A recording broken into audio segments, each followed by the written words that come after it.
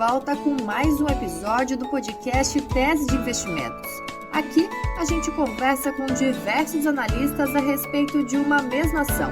Eu sou Jéssica Mello, editora no Investing.com Brasil, e hoje eu vou falar de uma companhia de peso, já que representa 12,92% do Ibovespa, a maior participação entre as empresas que compõem o índice.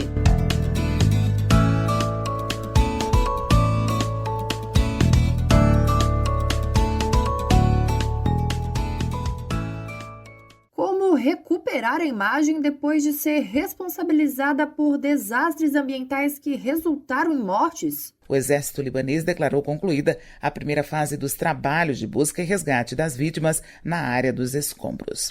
É o que a Vale tenta fazer há anos, após os rompimentos de barragens em Mariana e em Brumadinho. O rompimento da barragem do Fundão na cidade mineira de Mariana foi uma violação de direitos humanos de excepcional gravidade.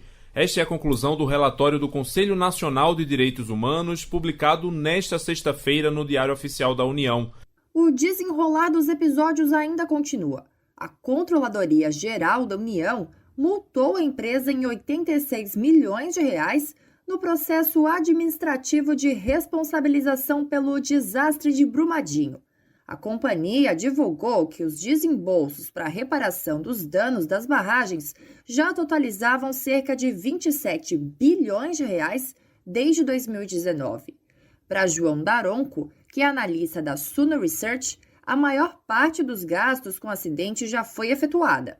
Eu acho que grande parte dos desembolsos que a companhia deve realizar nos próximos anos, eles devem muito mais ser direcionados à descaracterização de barragens existentes do que propriamente dita Brumadinho. Então, acaba que essas descaracterizações das barragens que a companhia possui, que utilizaram o método a montante de construção, ela deve sim despender um capital, mas eu acho que o capítulo Brumadinho, qualquer tipo de incremento deve ser marginal.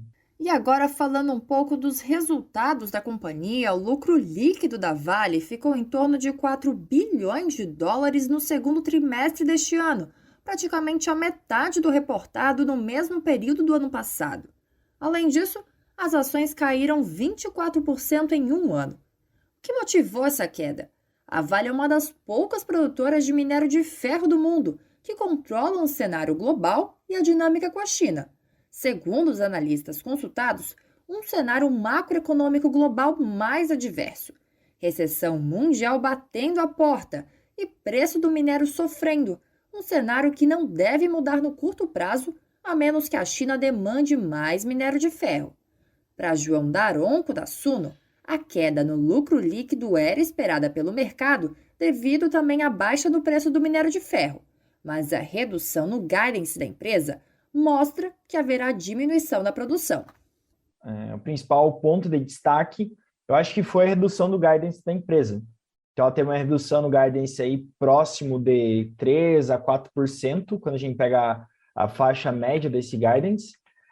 Com isso, ela deve diminuir a produção de minério ao longo do ano, deve seguir o ritmo de diminuição que a gente já vinha acompanhando nos primeiros 2 trimestres do ano, né? O primeiro e o segundo, que agora a gente já teve notícia. Então, acho que o principal ponto de atenção é essa questão da redução do guidance. A nova estimativa é uma produção entre 310 a 320, anteriormente era de 320 a 335. Fernando Bresciani, que é analista de investimentos do Andibank Brasil, conta mais sobre as perspectivas da companhia a partir de agora. A Vale não tem mais aquele capex gigantesco que ela estava fazendo nos últimos 2 anos, na expansão de Carajás, no S11D, e ela é uma empresa muito mais desalavancada. Então ela também não tem todo esse serviço da dívida como ela teve lá atrás. Então é óbvio que vai sobrar muito mais dinheiro para ela, não é? E agora ela é uma empresa que, há cerca de um ano, ela virou um player de dividendo na Bolsa. Esse é um dos novos cases da Vale, uma gigante de minério de ferro,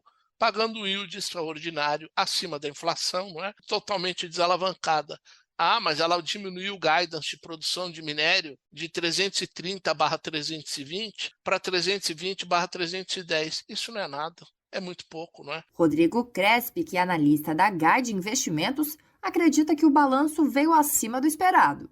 A gente vê apesar aí de maiores volumes no segundo trimestre em comparação ao primeiro, por conta do fim do período de chuvas, né, principalmente ali na região de Minas Gerais, que houve as interrupções das operações em algumas plantas da Vale, que aí acabou causando no período a redução do EBITDA, né? No entendimento dos analistas, a Vale é uma empresa descontada, com baixa alavancagem que paga bons dividendos. E quais que são os pontos positivos e negativos de investir na companhia?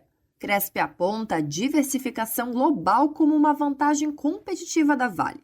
Segundo ele, ainda é uma empresa bastante descontada, com uma relação risco-retorno bem melhor do que as australianas, por exemplo. Tem operação não só aqui no Brasil, mas em outros países, por exemplo, Canadá, também na Ásia, então ali você acaba tendo, é sempre importante, né, não concentrar toda a sua operação como a CSN tem aqui no Brasil, os Minas também, né, mas a Vale tem essa vantagem competitiva de poder entregar ou servir outros mercados com uma proximidade geográfica bem mais vantajosa, né, então do ponto de vista logístico isso é uma grande vantagem competitiva. Além disso, ela acaba atuando não só em minério de ferro, né, mas também outros tipos de metais. O analista da Guide traz como principais riscos os desastres em barragens e uma desaceleração da economia chinesa, além de uma possível recessão global. O risco de barragem sempre é bastante importante, né? A gente viu 2 desastres relacionados ao rompimento de barragens, tanto Brumadinho como Mariana. Isso aí foi bastante negativo, né? Não só para a sociedade, mas também para a imagem da Vale. Então, a gente vê aí despesas até hoje bilionárias, né? Relacionadas ao desastre, por exemplo, de Brumadinho.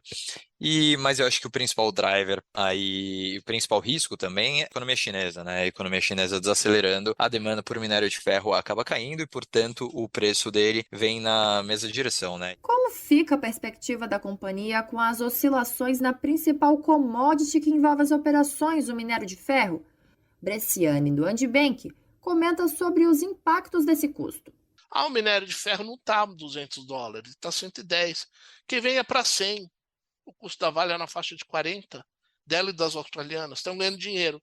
E aí quem sofre com minério abaixo de 100? A própria China, que vai ter que parar de deixar a produção dela, que é uma das produções mais caras do mundo, e aí as outras 3 ganham volume e sustentam o preço.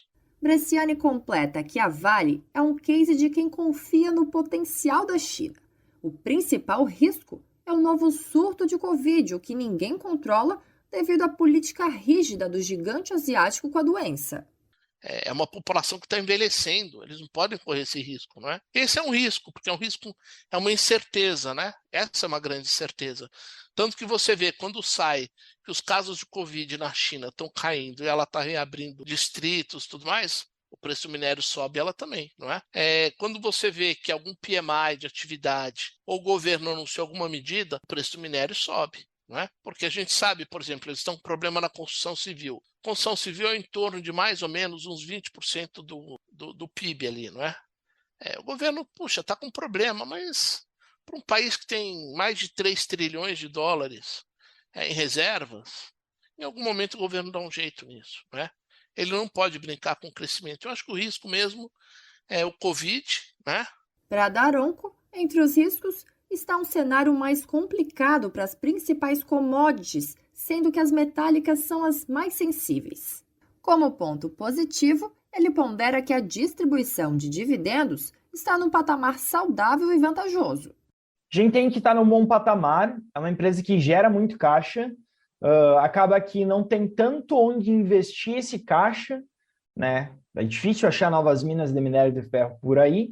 Então, a companhia tem focado no seu core business, tem gerado caixa e distribuído esse caixa para o seu acionista, remunerando. Então, acho que é uma estratégia acertada, entendo que está num patamar saudável, e até a gente entende que deve continuar distribuindo aí para os próximos períodos.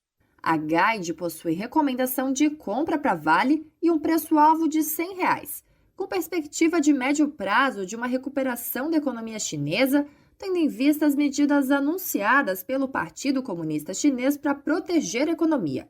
Já o Andibank também tem recomendação de compra do ativo com preço-alvo igual, de R$100 em 12 meses. Mas a média das estimativas de analistas compiladas pelo Investe.com é de um preço-alvo de R$ 21,89, um potencial de queda de 67%. De 10 analistas, 8 recomendam a compra dos papéis e 2 posição neutra.